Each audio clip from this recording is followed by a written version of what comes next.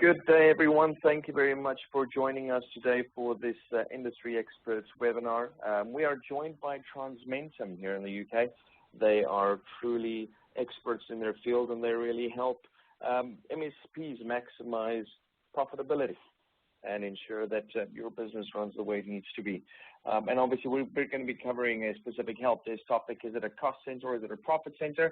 We have Steve Potts with us, who's an experienced sales executive in the MSP space, really taking us through the presentation and showing us some of the key points we need to focus on when it comes to ensuring our business really focuses on resolution time with our clients.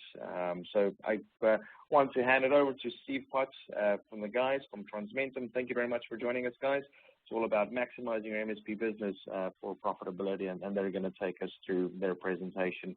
Once they've completed and concluded their presentation, we'll have a quick slide on Kaseya.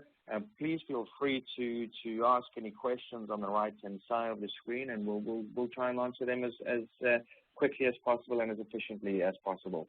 So without further ado, Steve, you can start your presentation. Thank you very much. Thank you very much, Jack. So I'm going to hand to Paul Fireman to open the proceedings.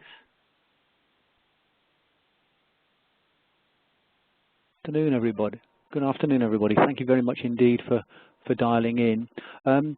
Before we get underway, I'd really just like to explain a bit about our background. We're specialists and we work with managed service businesses, helping them to accelerate their growth. Steve, who you're going to hear from over the next 20 minutes or so, has got many years' experience helping companies to develop and deploy help desks, and he's twice been responsible for developing in-house ticketing software. Steve spent a year in 2006 as an interim manager running a substantial help desk for an international internet service provider, and he oversaw the merger of 3 help desks from 3 geographic locations into one. So Steve has an extensive background in making help desks productive. Today he's going to give you a top-level overview of the mission-critical strategy that you'll need to deploy to effectively and profitably get a best-in-class help desk running in your business. Over to you, Steve. Thank you, Paul. Hello, everybody. Today's presentation is going to be very much a list of questions which I'd like to challenge you to take these questions back to your organisation. Whether you have one person sitting in a help desk or you have 20, the principles we're going to be discussing are all the same. And what I've tried to highlight are the really key important management issues we need to consider when we're putting a help desk operation together, particularly if we're looking at growing our market share. So the first 3 questions are quite clear. Do your customers enjoy a high level of satisfaction? Does your help desk contribute to sales? And are you getting the most from your remote monitoring and maintenance tools? They're the 3 key questions that I'm going to try and help you address during this presentation today. I want to actually share with you some of my own experience. I was hired to help a large international service provider merged 3 call centers from 3 geographic locations into one. And the guy who'd been running it had resigned the day before I was appointed, which I thought was quite interesting. And when I got there, my first day, I sat down and I was absolutely appalled at the place where these guys, who were frontline troops, maintaining and guarding the reputation of our company, were being asked to work. One of the first questions is your help desk environment fit for purpose? Are your team comfortable? And if it's only one person, are they in the right environment to handle the stressful job? And it can be a stressful job of having customer after customer ringing you up. And the only reason they're ringing you is because they're in trouble and they need your help. And that can make people a little unreasonable. So don't underestimate that running a help desk or a helpline can be quite stressful. So do your team operate in a customer-friendly environment? And is your help desk a sales tool? Now, that might sound strange if you come from a technical background and your help desk has got technical people in it, but I can assure you that the help desk should be an integral part of any customer sales organisation.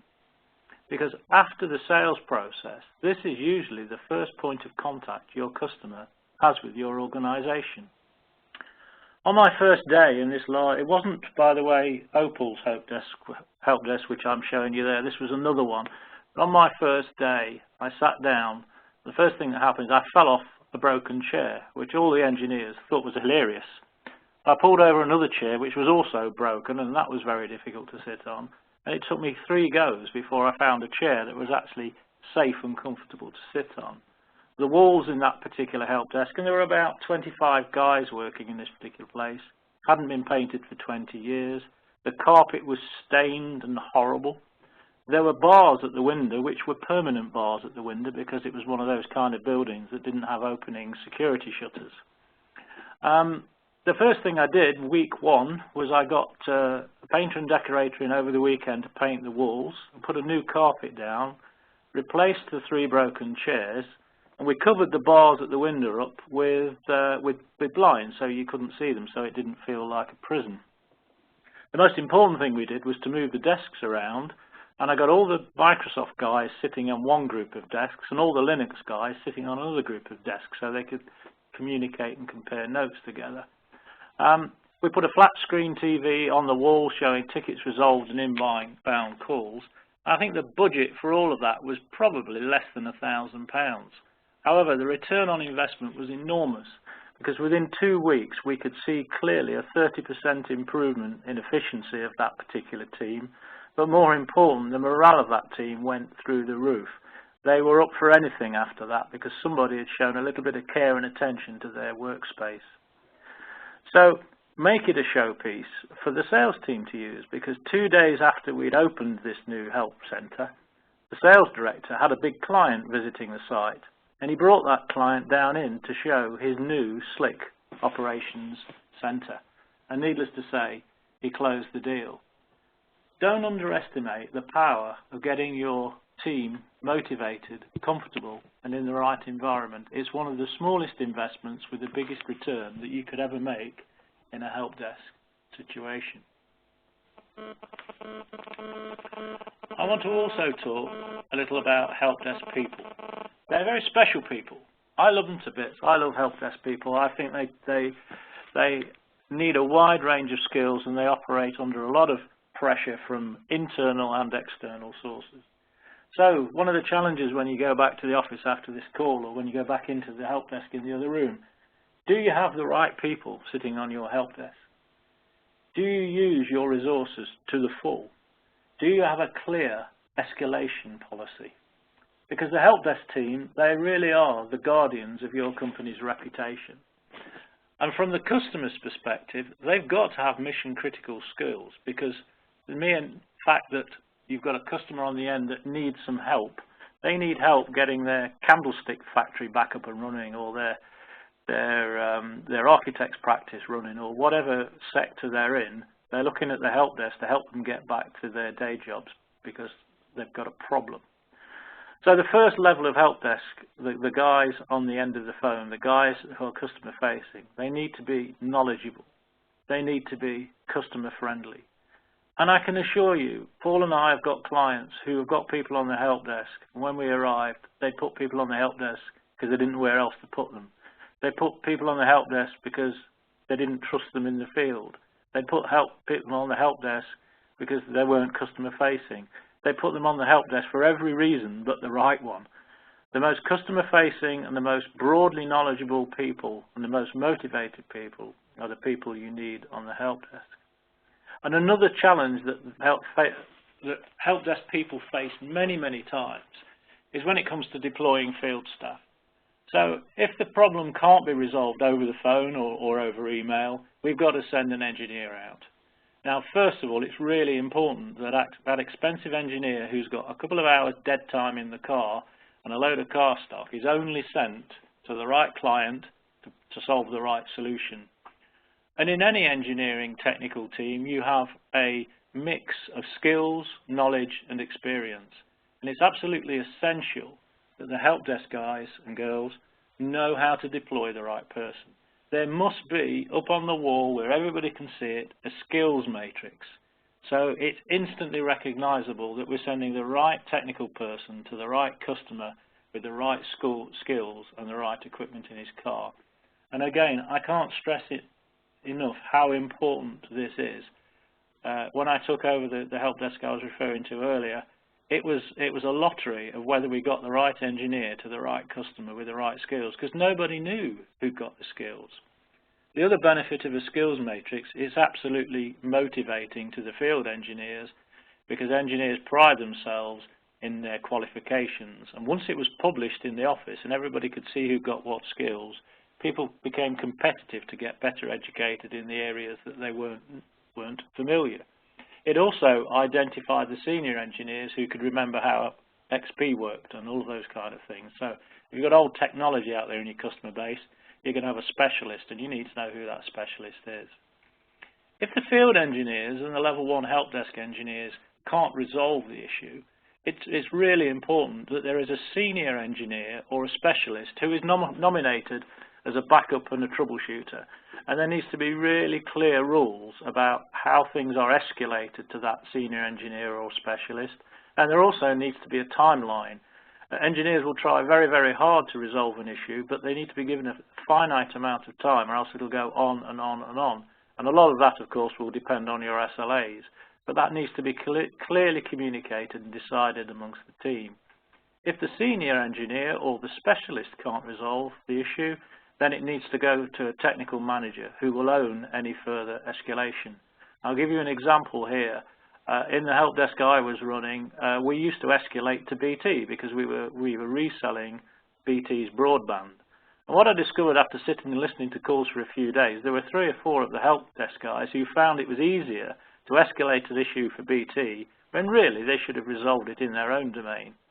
So putting a manager in between your help desk team and your suppliers for escalation purposes has twofold. It makes sure you can get the solution that you need effectively, but it also means that you can keep an eye on the engineers who need a bit more training or don't totally understand that particular product or service. So escalation to suppliers should be owned by a technical manager. Having said all of that, all the way through that escalation process, the frontline level 1 help desk operations team should own the resolution, the ticket, and the communication back with the customer. They shouldn't just pass it off to the field or pass it off to the senior person. They should retain ownership of that ticket and see it all the way through till the issue is clearly resolved.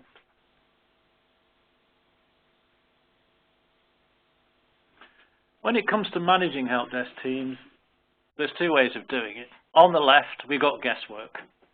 And on the right, we've got an example of knowledge. Key performance indicators in a help desk situation are absolutely mission critical.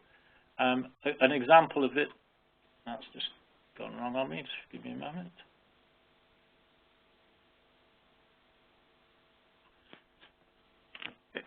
This is a different help desk to the one I was referring to. This is a smaller help desk with about 5 or 6 people in it. But we can see that on Monday they got 147 tickets. They got 12 staff on duty, which meant that they were capable typically, because we knew the average ticket time, of handling 168 tickets. The routers returned and the redshield migrations were just things that were specific to that business. However, it was really important to understand how many tickets, the average call time, how long the guys were online, so we could actually bring extra engineers in if people were on holiday or if they were off sick. We knew that we needed at least a dozen people in there to maintain a good level of service, because we put it up there on the board every single day and monitored it. The same goes with incoming calls, outgoing calls, unanswered calls, average response time. There's a whole load of KPIs, and they'll all be slightly different for each of your organizations. But what I would challenge you is to make sure that you've got the right kind of key performance indicators and that you're monitoring them. And you wear your heart on the sleeve. Put those numbers up on a flat screen TV at the end of the help desk. It actually motivates your team, and it also helps sell the help desk services to the rest of the business, because when any visitors or other members of staff walk in, they can see exactly how well and how good this team is, because it's got to be the best team there is at providing support to customers. Measuring outstanding tickets is a fantastic management tool. I found that outstanding tickets were a goldmine of management information for me. We'd escalated to suppliers who hadn't supported us, or we hadn't escalated to suppliers and we should have done. We'd escalated to a field engineer who'd not come back and reported. There's a plethora of things that outstanding tickets can tell you. the single most important key performance indicator in your customer's mind is going to be resolution time. The SLAs are written and talk about response time, but what your customer really needs, he wants his equipment back and working again. So resolution time should be there in bold letters, and it should be something you monitor very, very closely. Response time is important because of the SLA situation. The number of outbound calls is very important. Outbound calls, every minute a help desk person's on an outbound call, they aren't there ready to support the inbound calls from customers. So are those outbound calls to customers? Are they to field engineers? Are they to suppliers? I think you'll find the ratio of inbound calls to outbound calls per operative to be a very interesting statistic to look at. You can very, very easily identify members of your team that need motivating if the number of outbound calls is higher than you would expect from the average of the rest of the team. Number of calls unanswered is obviously very critical because that shows you if you've got the right level of manning levels in there. And the number of outstanding tickets, you don't want too many of those, of course. Any tickets longer than 24 hours should be reviewed. 48 hours should be escalated to a senior manager, in my opinion. This all, of course, depends on your SLAs and compliance to them, and it will be different, as I say, for each of your organisations. But the principle is, make sure you can measure performance.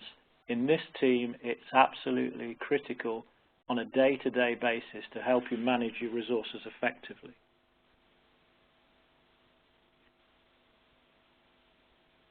I'd like to talk a little bit more about resolution time. As I say, it's all your customer is interested in. Repeat calls can cripple your help desk. Repeat calls are caused by incorrect or partial diagnosis and slow resolution of the customer's issue. Again, the large call centre I was talking about earlier, on my first day in there were 397 inbound calls a day. The rule was that all calls had to be responded to within 15 seconds or 4 rings. The managing director gave me the brief that when I went in there, they needed urgently to hire 3 more staff because they couldn't cope with the number of incoming calls. Well, I spent a day sitting listening to what was happening, and because the pressure the previous manager had put the guys under to answer calls within 15 seconds, if they were on a call to a client and they heard the phone ringing, they'd tell the client they'd ring them back. I lifted the response time mandate, and within 2 or 3 days of that happening, we identified 35% of all those inbound calls were actually from unresolved customers. By the end of that week, we'd reduced that 397 calls inbound significantly because we then focused on resolution rather than response. Now, it is important to respond within a quick time, but it's also important to get manning levels correctly. By removing this obsession with response time, we reduced the inbound calls and the workload, and instead of employing 3 more staff, by the end of that month, I'd actually got 2 people who were able to spend some time on product development. So not only did we mitigate the need for extra staff, but we actually freed up some resource internally. So just have a look at response time and resolution time. It's really, really important. And the fix it, don't fob it off thing, again, because these guys were under such pressure to answer the calls. I heard one of them asking a customer to go and do something, which I'm thinking, we shouldn't be asking the client to do that. And it was the engineer, just the technician, just trying to get rid of that client so he could go and answer some more calls quickly. Don't forget the escalation process is absolutely critical, and the skills matrix is also critical. But resolution time for me is king in any help desk situation. Closing tickets must be owned by the customer. The customer is the only person who knows he's satisfied that his issue's been resolved properly. And it's quite interesting in this day and age with automatic ticket generation and all sorts of magic things that we can do. People often forget that we ought to say to the customer, can we close this ticket, please? So I set a rule on day 1 that tickets will only be closed when the client agreed that they could be closed. clear communication is absolutely mission critical. We have to remind them of what we've done and remind them of how they can obtain help when they've got future issues to deal with.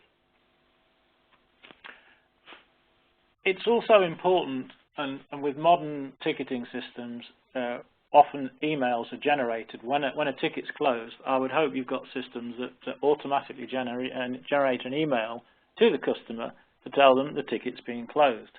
But who's written that email? What's the content of that email? I would strongly recommend that your marketing and salespeople take a look at how that email is couched. I love technical people to bits, but sometimes they aren't the most articulate, and sometimes the language they can use in those emails isn't really all that productive. So it's important that your marketing or sales team have some input into that critical customer communication. Now I'd like to raise a little bit of a debate. There's lots of language out there that can be very confusing. The title of this webinar is Help Desk. Well, yeah, we provide help, but some people call them contact centres. Some people call them call centres, which is a bit ancient and archaic in this day and age. Some people call it technical support, some people call it telephone support. But in the days of web reporting, email reporting, knowledge base help, out of hours support, it's important that we start to really think about what is actually happening in our help desk, what are we doing. And another experience I had that was quite alarming was that the guys would turn up in the morning at 8:30 and about 8:45 the phones would start to ring and they'd start work and completely ignore all the emails we'd had in from clients overnight or over the weekend. And in this days of smartphones where everybody's got access to emails, who do you give priority to? It's all right measuring response time to telephone requests, but what about response time to emails? So that's something else I would encourage you all to talk about. Now, if you call it a call centre or telephone support, it actually encourages people to think only about the telephone. Contact centre suggests that you have contact from clients from all sorts of different quarters, so that might be a better name for it. I personally like help desk because we're there to help people, but that's up to you. It'll be different for each of you. But there's a lot we can do to help the customer to help themselves. Now, there's a fine line here, but in the case of some simple broadband routers, for example, on occasion, I've got one here at home from Virgin Media. On occasion, I have to cycle the mains to get it working again.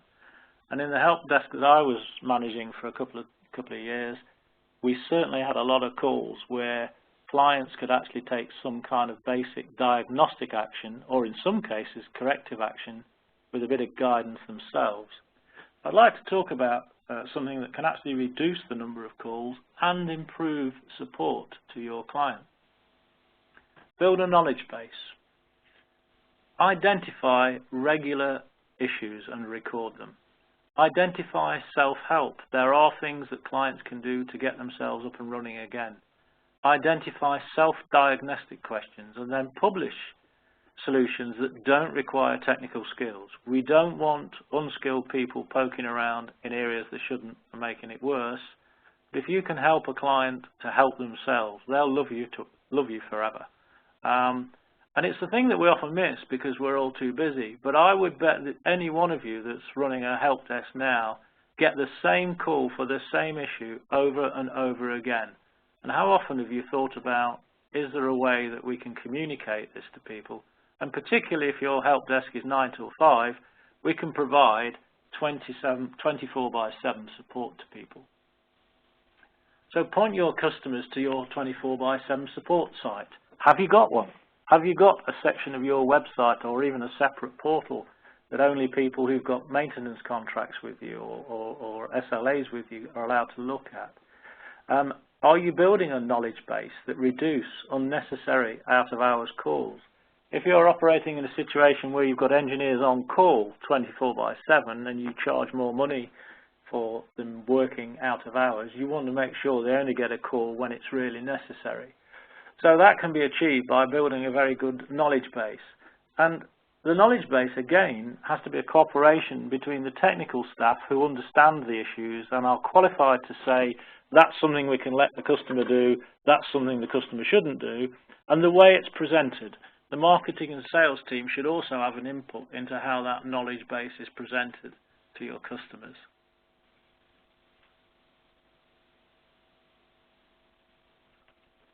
Just talking about customer communication in more detail, it's absolutely critical from this part of your organisation. It has to be clear, it has to be regular, it has to be meaningful, and everybody should be a sales body. Keep the customers informed. It's really important. It gives them peace of mind. I'll give you an example of this. I took my wife's car in to have some accidental damage repaired to a company called Fix Auto, who are an international franchise for body shop repairs. And by the time I dropped the car off and got my keys, I was halfway home and I got an email to say that the first stage of the repair was scheduled that afternoon.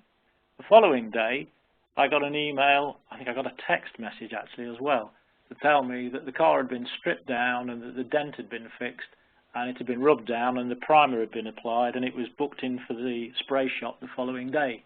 The following day I got a text to tell me that the spray shop had done their job and it had gone for curing, or whatever they call it, they give it heat treatment, and that it would be ready for me to pick up as promised on Friday morning.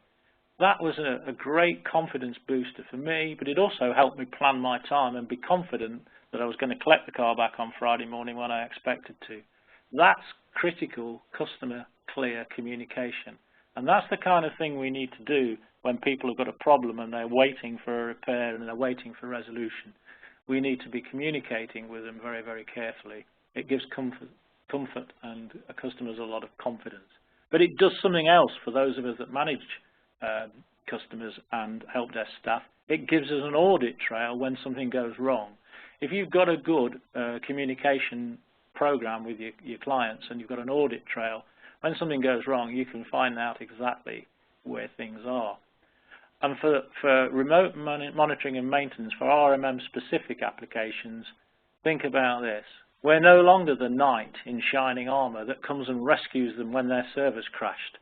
We're beavering away quietly in the background, preventing the server from crashing. So it's quite easy for the client to forget who we are and what we deliver. So we need to have a communications package back with those customers, just reminding them of what we've done. Providing we do it in the right way, like the Fix Auto did with me, and we don't become a nuisance and bombard them with loads of reports, we just need to remind them from time to time, oh, by the way, we fixed 42 issues on your server over the last 2 weeks, just to remind them that we're there and that we're working on their behalf. Very important for RMM. But there's other parts of communication that we should consider. Handover from the service delivery team. Okay, the team have been in, they've put a new server in, they've built a new server room, they've recabled half the building and put a load of new desktops and laptops in.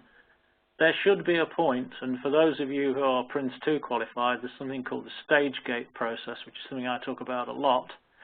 Stage gate means you don't hand over from one team to another unless you've got sign-off that everything's been done properly. When the service delivery team have got sign-off from the customer that the customer is satisfied, they need to hand that client over formally to the help desk. And that's essential. How many times have you rung up a new supplier and they've never heard of you because you've not been entered into their systems effectively yet? That can be very, very off-putting and annoying. So the service delivery team need to make it very, very clear to the help desk team, these guys are now live, they're now your responsibility.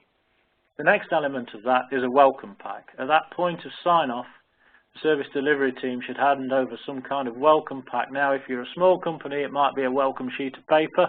If you're a large company, it might be a ring binder. It doesn't really matter, but there has to be a communication that says, we've now completed the installation. If you require any further assistance from our sales team, here's the number. If you require technical support from our help desk, here's the number. If you've got any financial inquiries, here's the number. And by the way, 24/7, you can go online and look at our technical support knowledge base. So support the section of your website. That's really clear. We've also talked about closed ticket communication and regular RMM communication. You can see on this slide there are about 5 pieces of work there that really should engage your technical team and your sales and marketing teams working together. It's really important that we bring all of those 5 bullet points together under the control and the guidance of both technical and sales and marketing teams.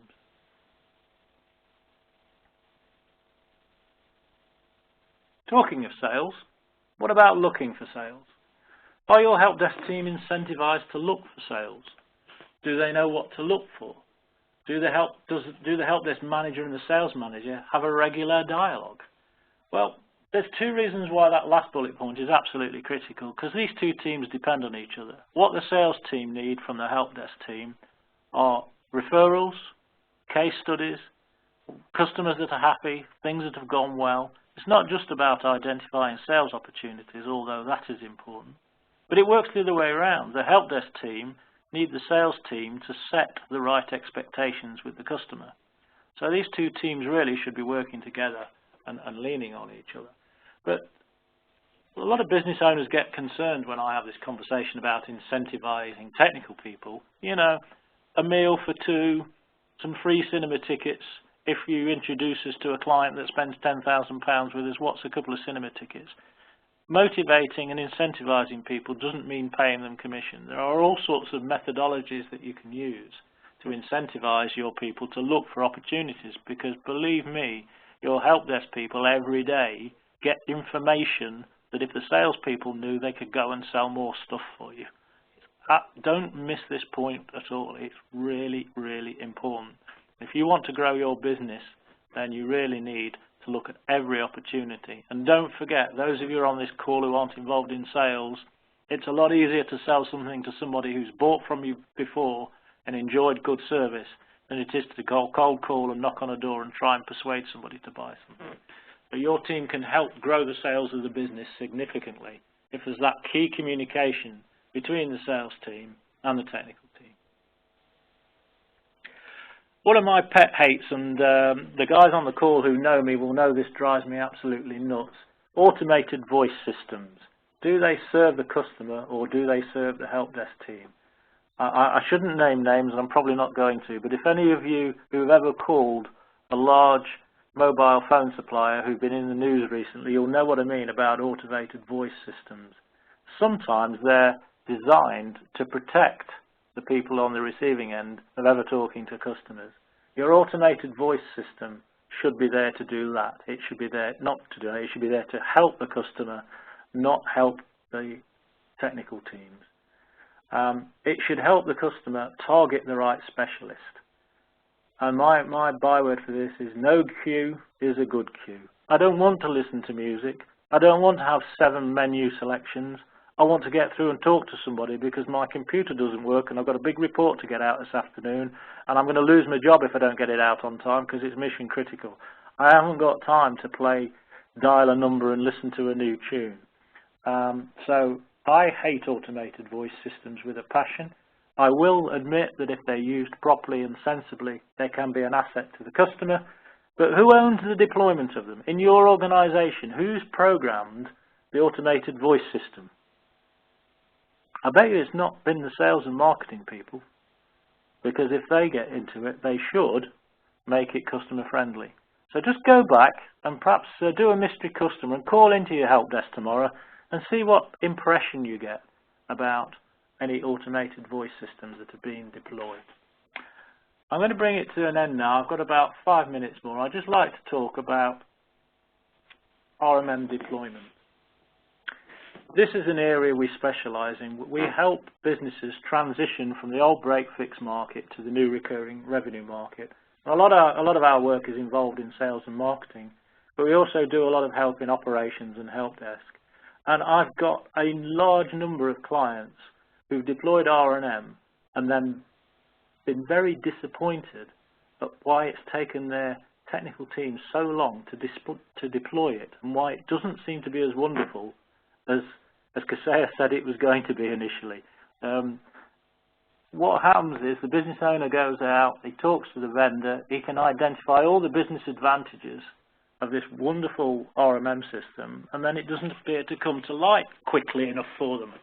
And there are several reasons for that, and I've got some hard evidence to support these bullet points. Go back, if you're deploying RMM, and ask yourself this question. What is the team's attitude to this? Do they understand what it means? Do they fear change?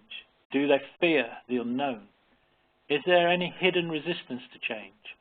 I've got a client who's got a technical manager who's worked for him for 15 years who thought that deploying RMM was going to mean he'd have to lay some of his staff off. So he delayed and delayed and delayed deploying it properly. It didn't, in the end, mean he had to lose any staff. What had actually happened, it freed staff off to do product development and be more productive. So it's not about losing your job, it's about working differently, and that means change. And that often strikes fear into the hearts of the very people who've got to deploy RMM. So the key to this is to communicate, educate, and motivate your team. Involve them in the choice and the selection of the RMM program so that they can understand what it's about. Communicate and educate them what it's going to mean and how they're going to benefit from it, because they will benefit from it. Because we all know if we don't move to RMM, we're not going to be competitive. There's so many compelling reasons why we should all be in this area. But your engineers and your technical people may not understand the importance and what's happening in the market and how the market is changing. And there's a lot more disruptive technology out there as well, like tablets and all sorts of other things. So there's a lot of an uncertainty in the technical environment, and we all know technical people like security. So just make sure you communicate with them, educate them, and motivate them. And I think this is the most important point, and this is something that Paul Fireman said to me the other day that I thought was quite fundamental. RMM deployment is not a technical project. It's about your customers. It's about the business processes that deliver service to those customers. It's about the way you manage your team. It's about reducing the running costs of your business. It's about delivering additional value to your customers. And it's about proactive support. And anything that's proactive has got to be good. Because if we sit there and wait for something to happen, it's going to break, it's going to fail. So in any walk of life, proactive activity, we deal a lot with rapidly growing companies, and they all have one thing in common.